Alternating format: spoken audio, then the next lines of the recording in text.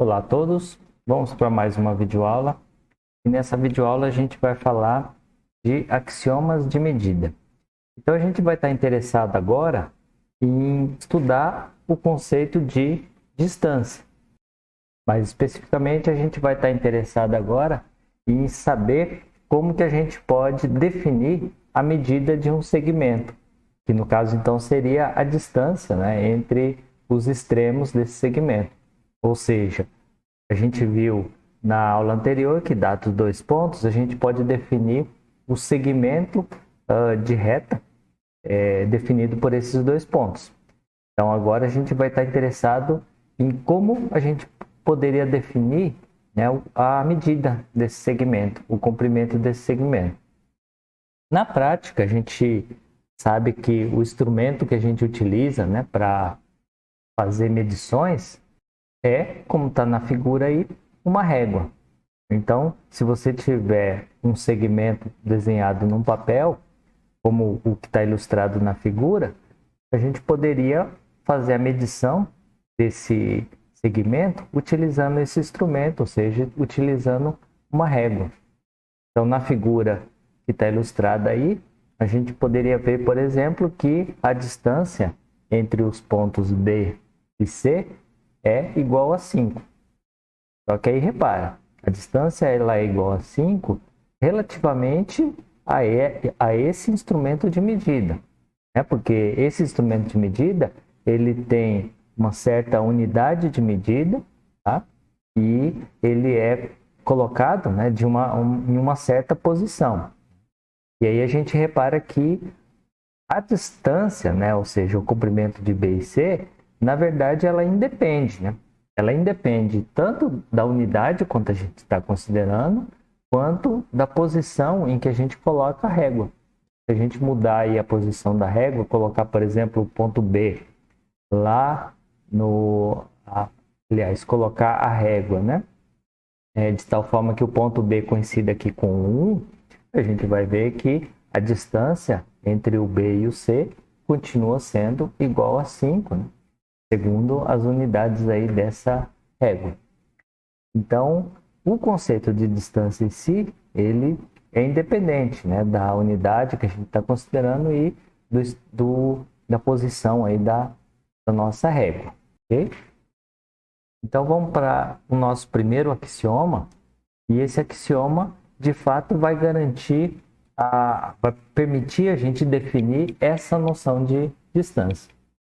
Então, o que vai dizer o axioma 3.1? Né? O axioma 3.1 diz o seguinte: a todo par de pontos do plano corresponde um número maior ou igual a zero.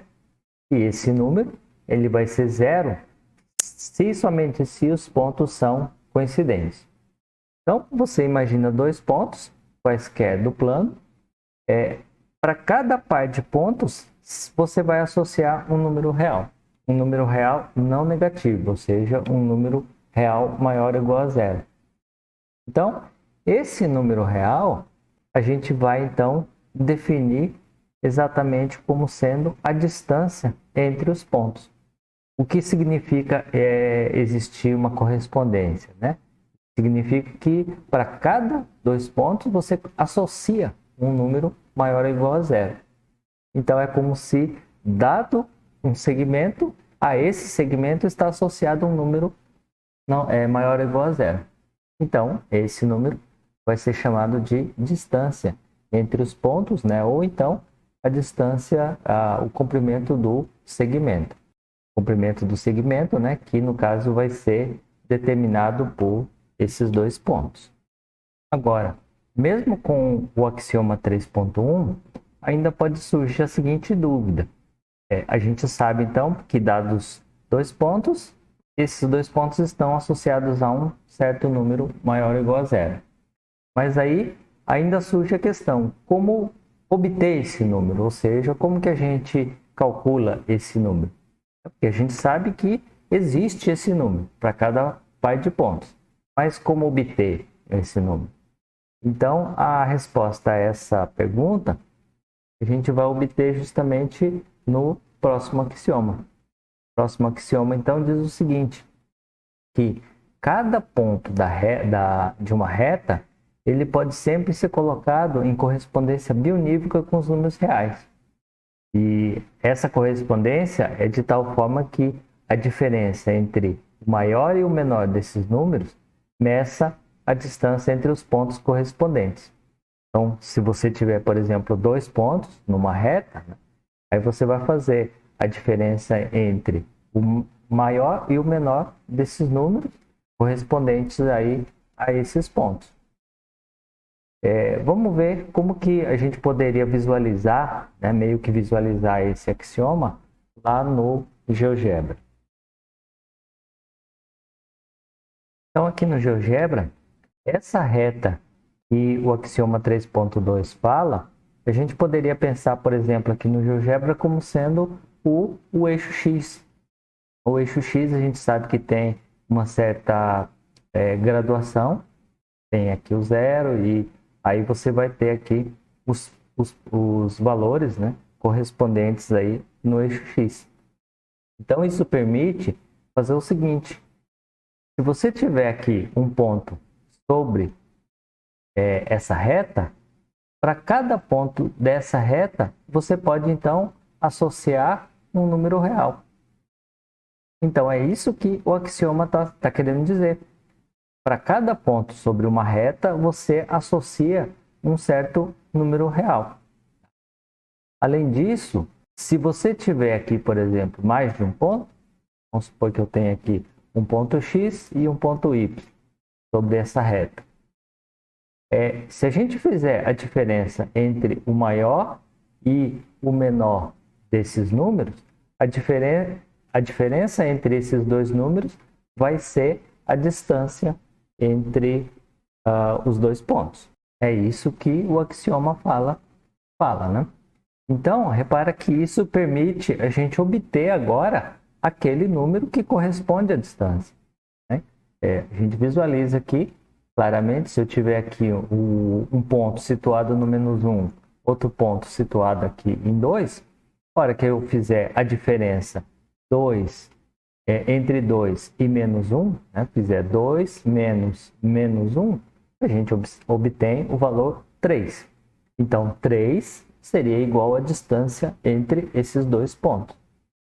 Então, repara que agora o axioma 3.2 ele vai permitir a gente calcular essa distância. A partir do momento, o axioma 3.1 ele garante que, dados quaisquer dois pontos, tem um número real que representa essa distância.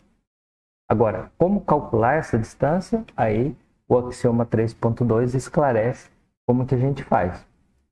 E esse número real que está associado a cada ponto da reta, esse número real a gente chama de coordenada. E seria a coordenada do ponto X na reta. Ou seja, à medida que a gente varia o ponto X sobre a reta, você vai obtendo as chamadas coordenadas do ponto X. As coordenadas do ponto X, então, representam esse número real que é dado aí pelo axioma. Vamos voltar lá para o slide. Em seguida, a gente pode colocar algumas observações. A primeira delas é justamente isso que eu falei agora, que o número correspondente, né, no ponto é chamado de coordenada daquele ponto. E a outra observação, também eu acabei já comentando ali no GeoGebra, que se você tiver os pontos A e B, então a distância entre esses dois pontos a gente pode calcular por meio das coordenadas do ponto. Então aqui, por exemplo, se o meu B é a coordenada do ponto A e esse Azinho aqui, aliás, o contrário, né? Se o Azinho é a coordenada do ponto A e o Bzinho é a coordenada do ponto B, então como é que a gente calcula a distância, né? Ou seja, o comprimento do segmento AB? A gente vai calcular fazendo a diferença entre o B e o A. Só que nesse caso aqui, como eu não sei quem é o maior e quem é o menor, né? Porque aqui está genérico, ou seja, esse Azinho aqui poderia ser maior do que o meu B. Na hora que eu fizesse essa diferença aqui, isso daí resultaria num número negativo. Então a gente define a distância como sendo essa diferença, ou seja, B menos A, mais em módulo. Porque a gente sabe que o módulo de um número é sempre não negativo. O módulo nunca pode ser um número negativo. Então, definindo como sendo módulo, a gente tem então sempre a distância como sendo maior ou igual a zero. E a notação que a gente vai utilizar para denotar então o comprimento do segmento AB é exatamente essa que está colocada aí na observação, ou seja, a gente vai escrever o segmento AB e em cima do AB a gente vai colocar essa barrinha. Então, toda vez que vocês tiverem o segmento AB e uma barrinha em cima, repara que isso então está se referindo ao comprimento. Então, isso aqui, na verdade, vai ser sempre um número. Então, vai fazer sentido, por exemplo, você fazer operações aritméticas com esse símbolo aqui. Por quê? Porque esse símbolo, na verdade, ele está representando um número. E que número é esse? É exatamente o comprimento do segmento AB. A distância entre os pontos A e B. Em seguida, no próximo axioma, a gente tem o seguinte. Se um ponto C estiver entre os pontos A e B, não é claro que isso a gente está falando aí sobre a reta, né, determinada pelos pontos A e B, né, dois pontos determinam uma única reta, então se um ponto C está entre os pontos A e B, então não tem jeito. A distância de A até C mais a distância de C até B vai ter que ser igual ao comprimento do segmento AB. E repara que então aqui, já utilizando aquela notação que eu acabei de falar, essa igualdade aqui, então, é uma igualdade numérica, ou seja, todos esses elementos aqui são números, né? Esse aqui é a distância de A até C, aqui é a distância de C até B, e aqui é a distância de A até B, ou seja, o comprimento do meu segmento. Vamos lá no GeoGebra para a gente entender melhor o que está querendo dizer esse axioma. Então, aqui no GeoGebra, a gente tem justamente essa situação. Eu tenho um ponto C que está, então, entre A e B. E aí, então, o que está dizendo o axioma? O axioma está dizendo que o comprimento do AB, ou seja, o comprimento do segmento AB, ele pode ser decomposto em dois outros comprimentos, numa soma de dois outros comprimentos. Ou seja, eu vou fazer a medição de A até C e depois eu meço de C até B. Se a gente pegar essas duas medidas, do AC e do C até o B, e fizer a soma delas, então a soma dessas medidas vai ter que me dar a medida do AB. Basicamente, essa é a ideia do axioma. Qualquer que seja o ponto entre A e B, um ponto C entre A e B, a soma dessas duas medidas aqui, AC com CB, vai ter que me dar, na verdade, o comprimento total do segmento AB. E aí, então, a gente pode destacar uma observação que diz o seguinte: já que para cada ponto do plano, a gente tem um número real associado, então a gente poderia dizer que meio que os pontos eles herdam dos números reais a relação de ordem. Lembra que eu falei, né, na videoaula passada o que significaria a ordem, né, para um conjunto numérico? Basicamente, a ordem num conjunto numérico é, dados dois números, você saber qual deles é maior do que o outro. Então, essa relação que existe entre os números, meio que a gente poderia transferir também para os pontos, já que então, para cada ponto está associado a um número real, a gente poderia então associar exatamente essa ideia de ordem para os pontos também. Então, como é que a gente faz isso? Suponham que Azinho, Bzinho e Czinho sejam as coordenadas do ponto A, do ponto B e do ponto C. Então, você dizer que o ponto C está entre A e B é a mesma coisa que você observar o que acontece em relação às coordenadas desses pontos. Ou seja, aqui está dizendo então que a coordenada C ela tem que ser maior do que a coordenada A e a coordenada B tem que ser maior que a coordenada C. Então, quando a gente fala da ordem dos pontos, a gente pode pensar no que acontece com as coordenadas desse ponto. Poderia ser o C está entre o A, esse número, né, está entre o A e o B, ou também poderia ser o contrário, né? Poderia ser o Czinho, né, está entre o B e o A.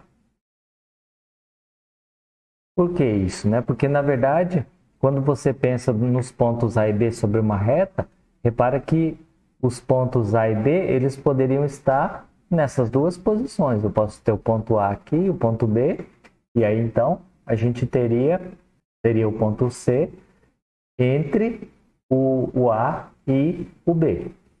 Eu poderia ter aqui o ponto C. Então aqui nesse caso aqui, a gente indicaria essa situação, a gente indicaria dizendo que a coordenada A é menor do que a coordenada do ponto C, que por sua vez é menor do que a coordenada do ponto B.